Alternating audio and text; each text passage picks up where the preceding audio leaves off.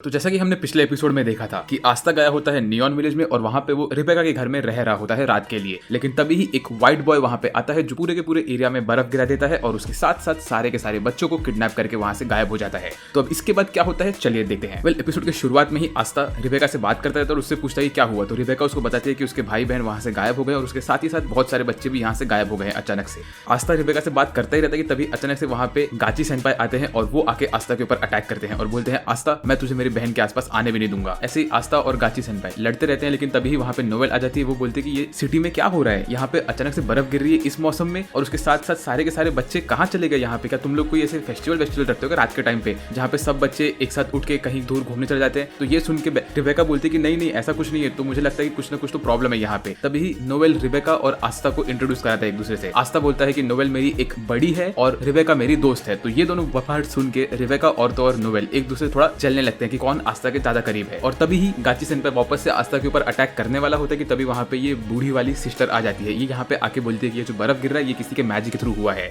और इस बंदे ने यहाँ पे मैजिक गिरा के उन छोटे बच्चों को हिप्नोटाइज किया है और उनको यहाँ से गायब कर दिया है। तो फिर ये सुनने के बाद गाची बोलता है कि ओए सिस्टर तू यहाँ पे क्या कर रही है, तू जा मेरी बहन का ध्यान दे। तभी ही सिस्टर बोलती है कि मारी भी उन बच्चों में से एक थी जो किडनैप हो चुकी है। ये सुन के गाची का दिमाग सरक जाता है और वो जाके सिस्टर को पकड़ता है और मारने वाला होता है। लेकिन तभी आस्था वहां पे आता है और वो सिस्टर को मार खाने से रोक लेता है और खुद मार खा लेता है। फिर उसके बाद आस्था गुस्से में गाची को भी एक फटका मारता है और गाची भी जमीन पे गिर जाता है। फिर उसके बाद गाची गुस्से में आके आस्था को मारता रहता है और सोचता है कि मैं क्या करूं, मेरी बहन को कैसे बचाऊं। तभी उसको याद आता है कि उसने एक मिरर दिया होता है उसकी बहन को जिसकी वजह से उसमें से मैजिकल रेडिएशन निकलते हैं और वो मतलब पता लगा सकता है कि उसकी बहन कहाँ पे है। तो उसके बाद गाची बोलता है कि मैं जा रहा हूँ मेरी बहन को बचाने के लिए। तभी सिस्टर बोलती है कि वो भी जाएगी क्योंकि उसको बाकी बच्चों को भी बचाना है और उसके साथ साथ आस्था भी निकलता है इनके साथ। लेकिन ये लोग नोवेल को पीछे ही छोड़ देते हैं ताकि नोवेल यहाँ पे रहे और निगरानी करे कि यहाँ पे कोई और एनिमी हो या ना हो। और उसके साथ साथ वो लोग नोवेल को बोलते हैं कि तुम एक काम करो, तुम मैजिक नाइट्स के हेडक्वार्टर में कॉल करो और बैकअप मंगाओ। फिर उसके बाद हमें अगले सीन में दिखाते हैं कि इस व्हाइट वाले बंदे ने सब बच्चों को एक गुफा के अंदर बैठा के रखा होता है और यहाँ पे 100-150 बच्चे होते हैं। उसके बाद ये बोलता है कि चलो आज से हम सब दोस्त रहेंगे, हम सब मजे से खेलेंगे घूमेंगे फिरेंगे। लेकिन तभी ही मारी के ऊपर से इस बंदे के मैजिक का असर टूट जाता है क्योंकि उसके पास उसके भाई का मैजिकल मिरर होता है जो कि एबिलिटी होता है जिसके अंदर की वो एक हल्का फुल्का मैजिक को कुछ टाइम बाद रेजिस्ट कर सकता है। तभी मारी इस मैजिक से छूती है तो वो सोचती है कि मैं यहाँ पे क्या कर रही हूँ और कैसे आ गई। और ये चीज वो व्हाइट वाला बंदा देख लेता है तो वो जाके बोलते है ओए तू मेरे मैजिक से बाहर कैसे निकल गई। वेल, अगर तू मेरे मैजिक के अंदर नहीं है तो तू मेरी दोस्त नहीं बन सकती है। तभी मारी उसको बोलती है कि तुम ऐसे मैजिक यूज करके किसी को भी फोर्स करके तुम्हारा दोस्त नहीं बना सकते हो, ये बहुत गलत बात है। तो ये सुनने के बाद वो व्हाइट वाला बंदा मारी को एक फटका मारता है और दूर गिरा देता है। तभी वो व्हाइट वाले बंदे का बड़ा भाई बारो वहां पे आता है और वो आके उसको बोलता है ओए तू क्या कर रहा है, ये सब लोग हमारे मर्चेंडाइज है, तू इनको खराब मत कर, हम लोग का इनका मैजिक खींचना है और उसके बाद हमें उसका बहुत पैसा मिलेगा और ये जिस लड़की के ऊपर तूने हाथ उठाया है इसके अंदर सबसे ज्यादा मैजिक है तो इसको तो बिल्कुल हाथ मत लगाना। तभी ही वो देखता है मार्को के पास। मार्को रिबेका का छोटा भाई होता है और बोलता है अरे तू ये पिद्दी से बच्चे को क्यों लेके आ गया, इसके अंदर तो बिल्कुल मैजिक नहीं है। ऐसा बोल के वो मार्को को पकड़ता है, 2-3 मुक्के मारता है और उसको बाहर फेंक देता है और मार्को बाहर बर्फ में गिर के जम रहा होता है। मीनवाइल हमें दिखाते हैं कि गाची, आस्था और तो और बूढ़ी सिस्टर ये लोग ही बहुत करीब पहुंच रहे होते हैं उस गुफा के और गाची बोलता है कि उसको मैजिक माना का एसेंस बढ़ते हुए दिख रहा है। तब हमें अगले सीन में दिखाते हैं कि विलेज के अंदर सब लोग बहुत टेंशन में रहते हैं कि उनके बच्चे कहाँ पे गए। तो नोवेल उनको बोलते हैं कि आप लोग टेंशन मत लो, हम मैजिक नाइट्स आपके बच्चों को लेके आ जाएंगे। फिर उसके बाद रिबेका के 2 छोटे भाई बहन बोलते हैं कि सिस्टर हमारे घर का दीवार कैसे टूट गया। तो तभी नोवेल बोलते हैं कि इसको भी आस्था और तो और गाची सेनपाई के ठीक कर देंगे, तब तक हम लोग घर के अंदर बैठ जाते हैं,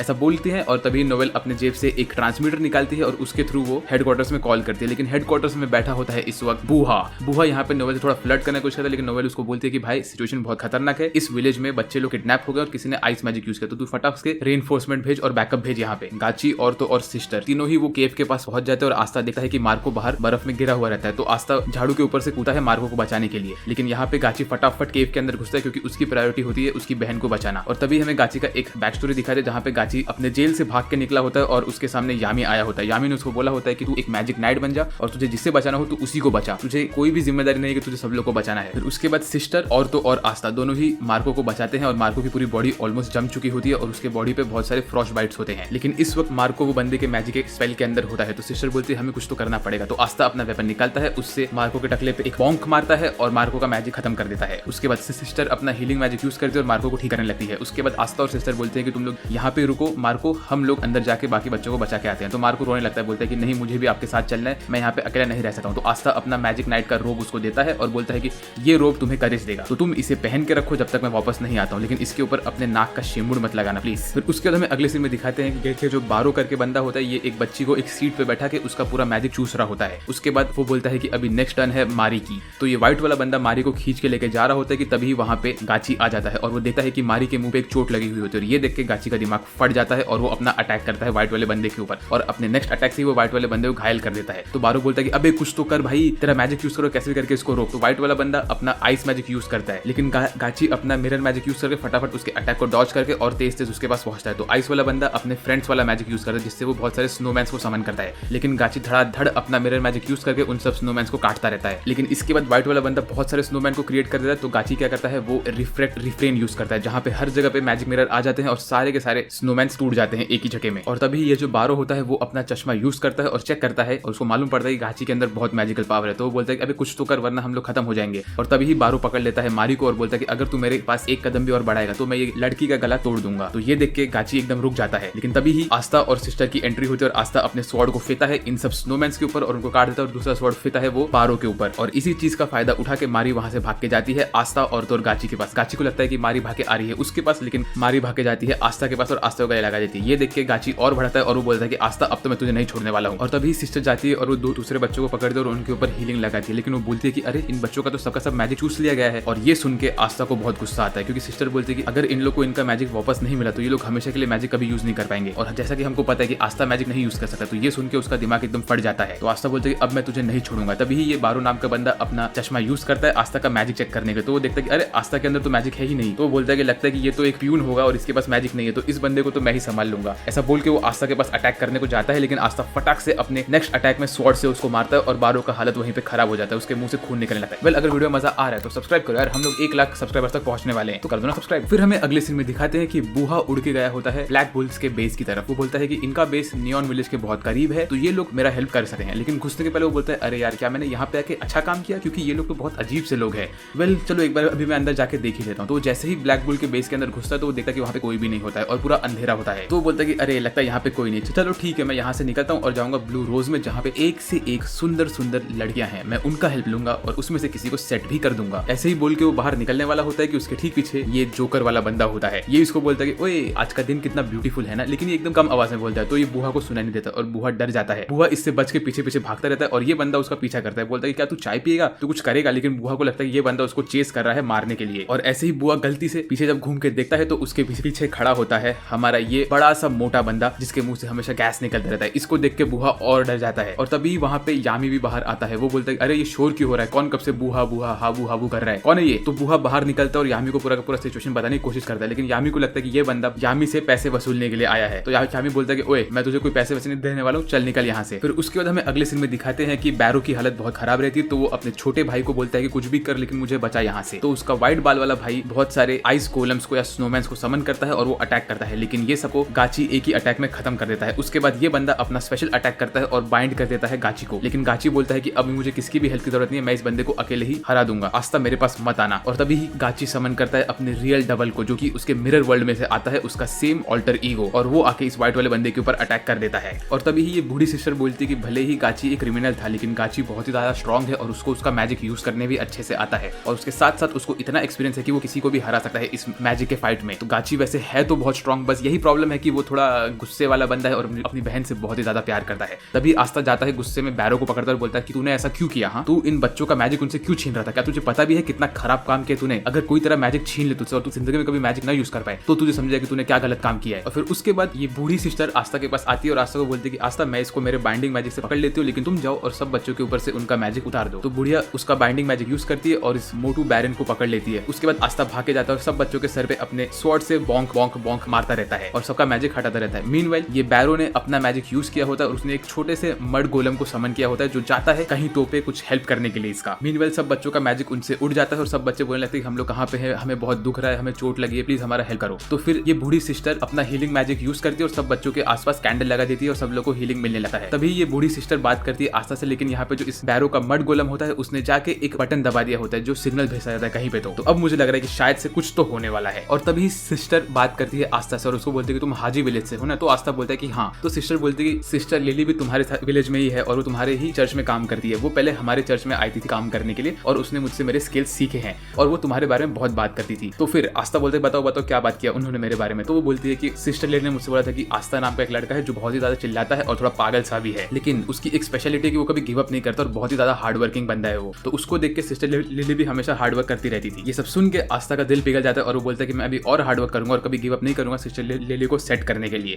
मीनवाइल हमें दिखाते हैं कि गाची जाके व्हाइट बॉल वाले बंदे को मार रहा होता है और बोलता है कि तू ही वो है ना जिसने मेरी बहन को मारा था, अब तो तू गया बेटे, मैं तो छोड़ने नहीं वाला हूँ। लेकिन फिर सिस्टर गाची को रोक देती है और उसके बाद सिस्टर जाती है और बात करती है बारो से। उसको बोलती है कि तू मुझे ये बता कि तूने इन बच्चों का मैजिक क्यों छीना और तुझे ये छीन के क्या मिला। तो बारो बोलता है कि अरे यार ये सब क्या हो रहा है, मुझे कुछ पता नहीं, मुझे तो सिर्फ बोला गया था कि इन बच्चों का मैजिक छीनना है और ये बहुत ही सिंपल काम होने वाला है, वो लड़की ने मेरे को फंसा दिया। ऐसा ये बोलता और तभी स्पेशल मैजिक यूज होता है और वहां पे आ जाती है सैली। ये वही बंदी है जिसने पहले आस्था को किडनैप किया होता है। ये यहाँ पे आके बोलती है ओ आस्था तुम कैसे हो, और इसको देख के आस्था टेंशन में आ जाता है। फिर उसके बाद हमें अगले सीन में दिखाते हैं कि यामी का दिमाग शांत हो गया होता है और वो बूहा से बोलता है कि तूने मुझे पहले क्यों नहीं बताया कि नियॉन विलेज में हमला हुआ है और बच्चे लोग किडनैप हो गए हैं। वेल जो भी हुआ अब इस चीज को मैं संभाल लूंगा, तुम टेंशन मत लो। फिर हमें नेक्स्ट सीन में दिखाते हैं कि नोवेल रिबेका के घर में बैठी होती है और चाय पी रही होती है और सारे के सारे लोग वहाँ पे चर्च में आके अपने आप को बचा रहे होते हैं। मीनवाइल हमें अगले सीन में दिखाते हैं कि सैली इस केव में बैठी होती है और वो बोलती है कि वेल तुम्हारा मुझे ट्रांसमिशन मिल गया इसलिए मैं यहाँ पे आ गई तुरंत। और फिर सैली बोलती है कि पैरो तुमने तुम्हारा काम अच्छे से नहीं किया, तुमको मैंने कहा था कि तुम्हें इन सब बच्चों का मैजिक खींचना है लेकिन तुमने वो अच्छे से नहीं किया। वेल ठीक है, अब मैं यहाँ पे आ गई हूँ तो सब मुझे ही संभालना पड़ेगा।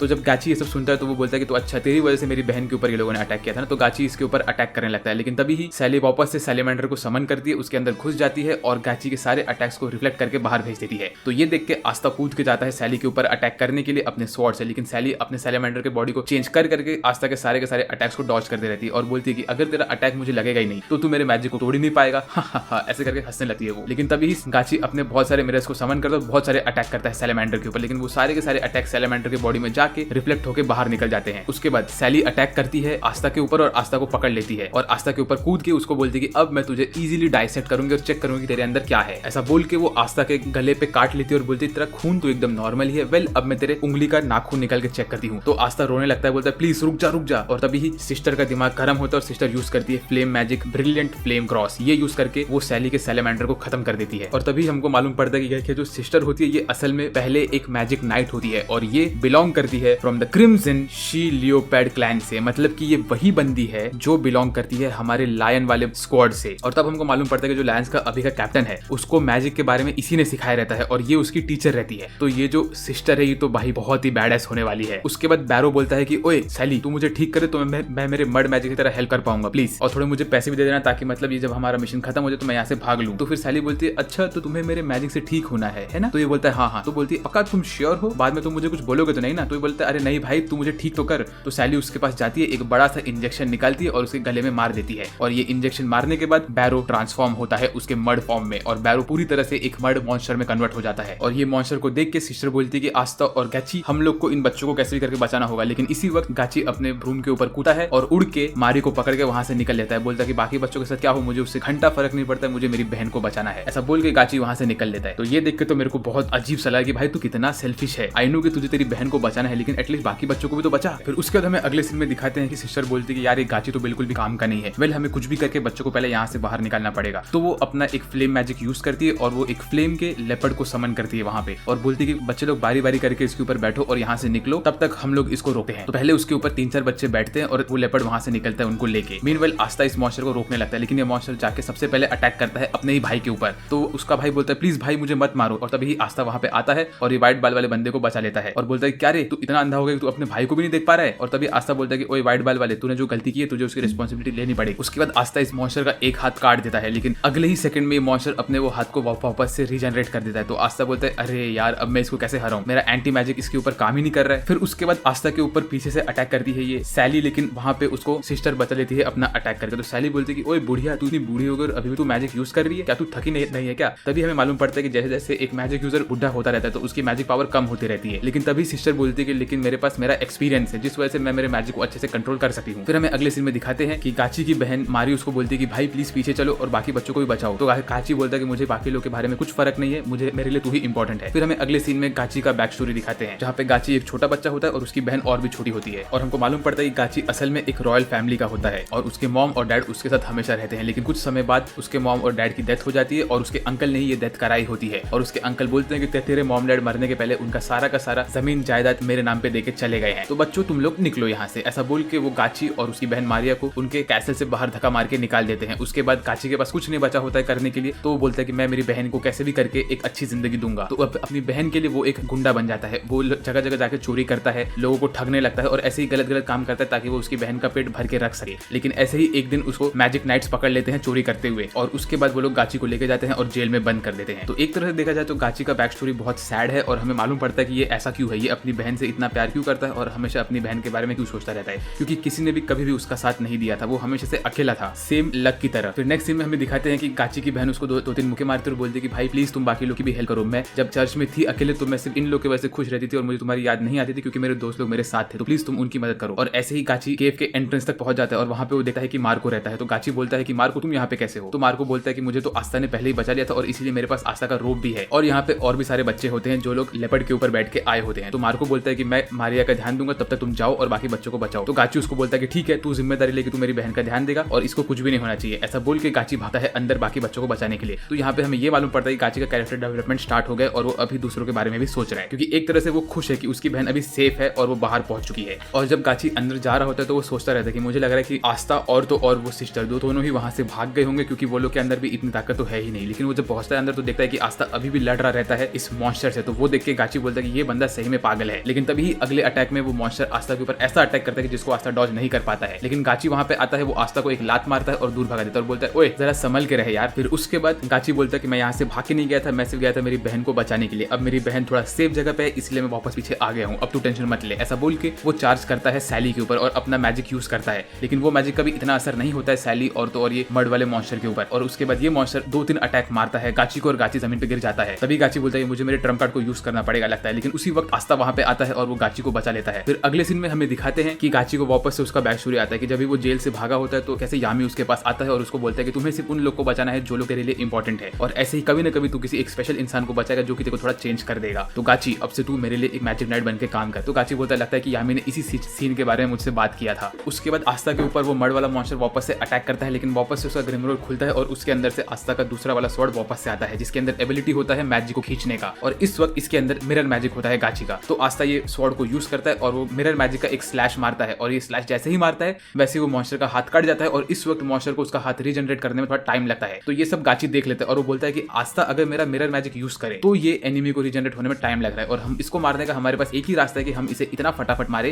कि ये रीजनरेट कर ही नहीं पाए। वेल मुझे कुछ तो करना पड़ेगा। और ये सब देख के सैली एकदम खुश हो जाती है। वो बोलती है अरे आस्था तुम मैजिक कैसे यूज कर रहे हो, बताओ बताओ बताओ। और तभी गाची बोलता है कि अभी मेरे पास एक आइडिया तो आ गया है। और उसी वक्त गाची के ग्रिम रोड पे एक नया स्पेल आता है। तो फिर गाची बोलता है कि सिस्टर तुम मुझे 1 मिनट का टाइम दो, कुछ भी करो लेकिन इस बंदी को मुझसे दूर रखो, मैं कुछ करने वाला हूँ, ऐसा गाची बोलता है। और वो तभी आस्था को बोलता है कि आस्था अब मैं मेरे पावर को तुम्हारे पावर से कंबाइन करने वाला हूँ, क्योंकि अगर तुम मेरे मैजिक को मल्टीपल टाइम्स यूज करो तो हम लोग इस मॉन्स्टर को हरा सकते हैं। उसके बाद गाची अपने बाल को ऊपर करता है और हमको दिखता है कि उसके एक आंख में एक मिरर होता है और उस मिरर की वजह से गाची अपना नया स्पेल यूज करता है आस्था के ऊपर और वो मल्टीपल आस्था क्रिएट करता है और उन सब आस्था के पास वही स्वॉर्ड होता है और उस स्वॉर्ड के अंदर गाची का पावर होता है। और इस सारे के सारे हजारों आस्था समन होने के बाद धड़ाधड़ अटैक करते हैं इस मॉन्स्टर के ऊपर और मॉन्स्टर को काटते रहते हैं। मॉन्स्टर के पास टाइम बचता ही नहीं है खुद को रीजनरेट करने का और मॉन्स्टर पूरी तरह से कट के खत्म हो जाता है। यहाँ तक कि साली भी जमीन पे गिर जाती है और बेहोश हो जाती है। उसके बाद हमें मालूम पड़ता है कि ये जो बैरो होता है वो पूरी तरह से खत्म हो चुका होता है ये मॉन्स्टर के खत्म होने के बाद। तो ये व्हाइट बाल वाला बंदा जाता है, उसके भाई का कपड़ा उठाता है और रोने लगता है, बोलता है कि मेरा भाई खत्म हो गया, मुझे बहुत दुख हो रहा है। लेकिन ये जाता है आस्था के पास और आस्था को सॉरी बोलता है और बोलता है कि मैं मेरी गलती का रिस्पॉन्सिबिलिटी उठा रहा हूँ। तो आस्था इसको बोलता है कि ठीक है तुम तुम्हारा मिस्टेक एक्सेप्ट कर लो और उसके बाद हम लोग दोस्त बनेंगे, क्योंकि तुम्हारा आइस मैजिक बहुत ज्यादा पावरफुल है। ऐसे ये लोग बातें करते रहते हैं और सेलिब्रेट करते हैं कि गाची और आस्था ने मिलकर इस मॉन्स्टर को हरा दिया। कि तभी ही ये जो व्हाइट बाल वाला बंदा होता है वो वहां पे बेहोश होकर गिरता है और हमको मालूम पड़ता है कि उसके पीठ के ऊपर एक लाइट का स्वॉर्ड होता है। और अगर यहाँ पे लाइट है तो आप लोग समझ रहे हो कि किसकी एंट्री हुई है। Yes, the eye of the midnight sun के लीडर की एंट्री हो गई है। ये वही बंदा है जिसके पास लाइट वाला एबिलिटी है और जिसने विज़र्ड किंग तक को चकमा देके निकल लिया था। तो अब मजा आने वाला है मेरे भाइयों और बहनों। और ये यहाँ पे आने के बाद तुरंत अपना नेक्स्ट अटैक करता है गाची के ऊपर और गाची भी बेहोश होकर गिर जाता है। उसके बाद ये अटैक करता है आस्था के ऊपर, लेकिन हमारी बूढ़ी सिस्टर भाग के जाती है आस्था को बचाने के लिए और इसमें वो बूढ़ी सिस्टर को बहुत सारे लाइट के स्वॉर्ड लग जाते हैं और बूढ़ी सिस्टर ऑलमोस्ट खत्म होने लगती है। तभी ये लीडर बताता है कि इसका नाम है लिक्ट और उसके साथ ही साथ इसके पास भी 4 क्लोवर वाला ग्रिमरोर होता है सेम टू सेम यूनो की तरह, जिसका ये मतलब है कि ये बंदा बहुत ही ज्यादा स्ट्रॉन्ग है। फिर उसके बाद हमें अगले सीन में दिखाते हैं कि लिक्ट ने सैली को पकड़ के ऊपर ले लिया होता है और वो बोलता है कि अब तुम सब लोग खत्म होने वाले हो, क्योंकि तुम सब लोग पापी हो एक तरह से। फिर हमें दिखाते हैं कि गाची कैसे भी करके वो बूढ़ी सिस्टर के पास जाता है और बोलता है कि आस्था प्लीज उन्हें बचा लो। लेकिन हमें मालूम पड़ता है कि बूढ़ी सिस्टर ऑलमोस्ट खत्म होने वाली होती है, उनकी बॉडी से बहुत खून निकल चुका होता है और उनकी हालत बहुत खराब रहती है। फिर उसके बाद लिक्ट बोलता है कि तुम्हारे किंगडम ने मुझसे बहुत कुछ छीना है और मुझे इसके ऊपर बहुत गुस्सा आता है, तो मेरा मेन गोल ये है कि मैं ये क्लोवर किंगडम को खत्म करने वाला हूँ, तो तुम आराम से खत्म हो जाओ। तो ये सुनने का आस्था उसको बोलता है कि ओए ज्यादा छाना मत बन, मैं तेरे से अभी लड़के तुझे खत्म करने वाला हूँ। लेकिन तभी ही लिक्ट अपना अटैक करता है लाइट स्वॉर्ड के साथ और वो लाइट स्वॉर्ड इतना फास्ट होता है कि आस्था को दिखता भी नहीं और आस्था का पैर थोड़ा कट जाता है। और तभी ही लिक्ट उसको बोलता है कि ओए तेरे पास ये वाला ग्रिमरोर कैसे आया। वेल मैं ये ग्रिमलोर को वापस लेने वाला हूँ और यहाँ से निकलने वाला हूँ, तो तुझे खत्म करके, ऐसा बोल के वो नेक्स्ट अटैक करने वाला होता है आस्था के ऊपर। और आस्था के पास बिल्कुल भी टाइम नहीं होता है इसको रिएक्ट करने का, लेकिन तभी ही आस्था के ऊपर एक पोर्टल खुलता है और उसमें से निकलता है यामी। यामी वहां पे आके उस अटैक को तोड़ देता है अपने कटाना से। तो इसका ये मतलब है कि यामी शायद से इस लाइट मैजिक वाले बंदे के मैजिक अटैक को देख सकता है, जिसका ये मतलब और है कि ये ऑलमोस्ट विज़र्ड किंग के लेवल पे है। यामी यहाँ पे आने के बाद आस्था को बोलता है कि आस्था, मैंने तुझे पहले ही बोला था कि तू छुट्टी पे है, तो तूने ये मिशन क्यों लिया? वेल जो भी हो, तेरी हालत बहुत खराब है, तू थोड़ा टाइम पीछे खड़ा रहे, अब इसको मैं संभालूंगा। तो ये बंदा कौन है? तो आस्था उसको बोलता है ये है लीडर ऑफ द मिडनाइट सन का। तो यामी बोलता है तो अच्छा यही वो बंदा है। वेल मुझे लगा कि ये थोड़ा मतलब बॉडी बिल्डर टाइप होगा, इसकी बॉडी अच्छी खासी होगी, लेकिन ये तो बहुत दुबला पतला सा है। और तभी ही फिनरल जो कि हमारा टर्की बंदा होता है वो बोलता है कि अरे ये जो इनका लीडर है ये तो बहुत रेयर मैजिक यूज कर रहा है, ये लाइट मैजिक यूज कर पा रहा है, जो कि हद से ज्यादा रेयर है। और बोला गया है कि पूरे के पूरे क्लोवर किंगडम के हिस्ट्री में गिने चुने लोगों को ही ये मैजिक यूज करने को मिलता है, और ये बंदा ये मैजिक यूज कर पा रहा है, मतलब ये सुपर रेयर बंदा है। फिर उसके बाद हमारा टर्की बंदा अपना पोर्टल खोलता है और वहां से सिस्टर और तो और सारे बच्चों को लेके गायब हो जाता है। उसके साथ ही साथ वो गाची को भी लेके गया होता है, लेकिन आस्था पीछे रुका है। वो बोलता है कि मैं अभी भी लड़ सकता हूँ और मुझे कैप्टन यामी का फाइट देखना है इस बंदे के अगेंस्ट, मैं ये मौका नहीं गंवाना चाहता हूँ। फिर उसके बाद ये जो एनिमी बंदा होता है वो बोलता है कि तो मेरे लाइट मैजिक से पहली बार लड़ेगा एक डार्क मैजिक यूज करने वाला बंदा, ये फाइट तो बहुत ही अच्छा होने वाला है। ऐसा बोल के लिक्ट अपना सारा का सारा लाइट का स्वॉर्ड छोड़ता है यामी के ऊपर, और यामी उन सबको तोड़ता रहता है और उन सबसे बचता रहता है। तो लिक्ट बोलता है कि तो तुम मेरे स्वॉर्ड्स को देख सकते हो, तुम्हारे पास ये एबिलिटी है, वेल देखते हैं कि तुम मेरे नेक्स्ट अटैक को कैसे बचाओगे। तो लिक्ट यामी के पीछे समन होता है और वहां से अटैक करता है, लेकिन यामी उसको भी रोक देता है। उसके बाद लिक्ट धड़ाधड़ अटैक करता रहता है यामी के ऊपर, और यामी अपने कटाना के अंदर के डार्क मैजिक से उन सबके ऊपर अटैक करके उसके अटैक को तोड़ता रहता है। फिर उसके बाद लिक्ट अपना बैक स्टोरी बताता है यामी को, जहाँ पे वो बोलता है कि पहले एक ऐसा रेस था जो लोग के पास एबिलिटी था कि वो लोग वेदर को चेंज कर सकते थे, और लोग उन लोग को भगवान समझ के उनकी पूजा करते थे। लेकिन कुछ समय बाद लोगों ने उन्हीं लोगों के ऊपर अटैक करना स्टार्ट किया जिनको वो अपना भगवान समझते थे, ताकि वो लोग उनका पावर चुरा सके, और ऐसे ही मेरे सारे के सारे लोग मर गए थे। फिर यामी बोलता है कि अच्छा तो तुम तुम्हारी बैक स्टोरी मुझे सुना रहे हो? वेल मैं भी तुम्हें एक बैक स्टोरी सुनाता हूँ। पहले एक विलेज में एक बंदा रहता था जो कि हमेशा मछली पकड़ता रहता था। वो एक दिन मछली पकड़ने के लिए पानी में गया था और वहां पे वो खो के एक नए किंगडम में पहुंच गया, जहाँ पे पहुंचने के बाद सब लोग ने उसकी बहुत बेइज्जती की, और वो बच्चा गरीब भी था, लेकिन उसने कुछ समय बाद सब लोग को हराया और वो एक ग्रुप का लीडर बन चुका है, और आज वो बंदा बहुत ज्यादा स्ट्रॉन्ग है और उसके पास उसका कटाना रहता है। वेल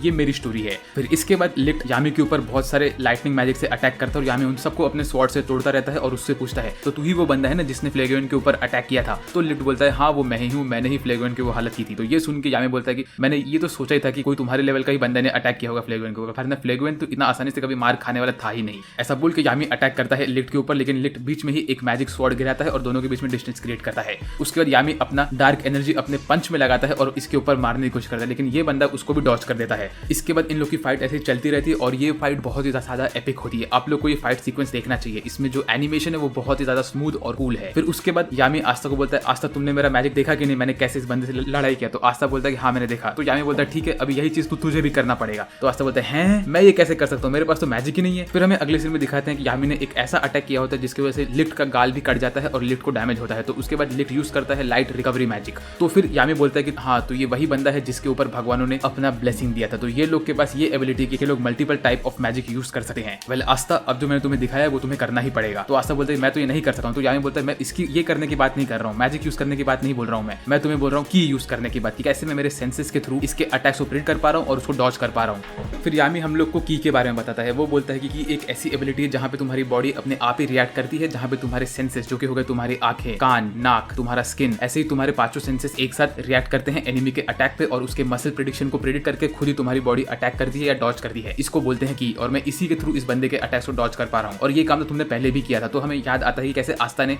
उसके कान को यूज करके पता लगाया था कि वो कॉप्स के ढेर के अंदर कहाँ पे वो एनिमी छुपा हुआ रहता है। फिर तभी ही ये जो बंदा उसके पीछे खड़ा रहता है लीडर के पीछे, जिसके पास स्पेशल मैजिक होता है, वो आस्था के ऊपर अटैक करता है उसके पीछे से, लेकिन आस्था इस अटैक को भी रोक देता है। तो फिर यामी बोलता है कि ये तो तूने तेरे आंखों से देख के किया है, तुझे तेरे सारे के सारे सेंसेस को एक साथ यूज करना है और तो तू एकदम परफेक्टली इसको डॉज कर पाएगा। फिर आस्था प्रॉपर्ली पूरा कॉन्सेंट्रेट करता है और ये आंखों के ऊपर लाइन वाला बंदा आस्था के ऊपर एक और अटैक करता है, लेकिन आस्था इस वक्त इस अटैक को परफेक्टली रिफ्लेक्ट करता है और इसी बंदे को मार देता है। तो ये अजीब से चेहरे वाले बंदे को जब वो अटैक लाता है तो ये ऑलमोस्ट बेहोश होकर गिर जाता है और ये देख के लिफ्ट का दिमाग सनक जाता है। वो बोलता है तूने मेरे सबऑर्डिनेट के ऊपर हमला कैसे किया, अब तुझे इसका जुर्माना भरना पड़ेगा। और इसके बाद लिफ्ट इतना अटैक करता है कि पूरा पूरा केव गिरने लगता है और ये केव गिरता है आस्था और तो और यामी के ऊपर। लिफ्ट बोलता है कि तुम लोग की यही औकात है कि तुम लोग मेरे से हार जाओ। ऐसा बोल के वो अपने सबऑर्डिनेट को उठाता है और वहां से निकलने वाला होता है कि तभी आस्था और यामी दोनों ही पत्थर तोड़ के ऊपर खड़े हो जाते हैं। बोलते हैं कि ओए हम लोग इतना जल्दी हार नहीं मानने वाले। और अब इसके बाद मुझे लगता है कुछ इंसेन फाइट होने वाला है जहाँ पे यामी और आस्था दोनों ही टीम अप करके लिफ्ट और तो और हमारी ये अजीब से चेहरे वाले बंदे के ऊपर अटैक करने वाले हैं।